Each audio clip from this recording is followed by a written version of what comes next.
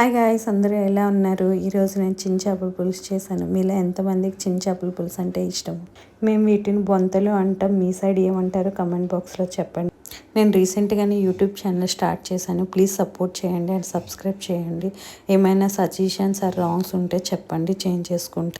ఆయిల్లో ఆనియన్స్, కరివేపాకు, పచ్చిమిర్చి వేసుకున్నాక బాగా ఫ్రై అయ్యాక మిక్సీ పట్టిన టమాటా వేసుకోవాలి. అందులోనే గరం మసాలా, ధనియాల పొడి, అల్లం వెల్లుల్లి పేస్ట్, సాల్ట్, కారం, పసుపు వేసుకున్నాను. టమాటా మంచి పచ్చి స్మెల్ పోయిన తర్వాత చింతపండు పులుసు వేసుకోవాలి. దాన్ని బాగా మరిగిన తర్వాత చిన్న చేపలను వేసుకుంటాము.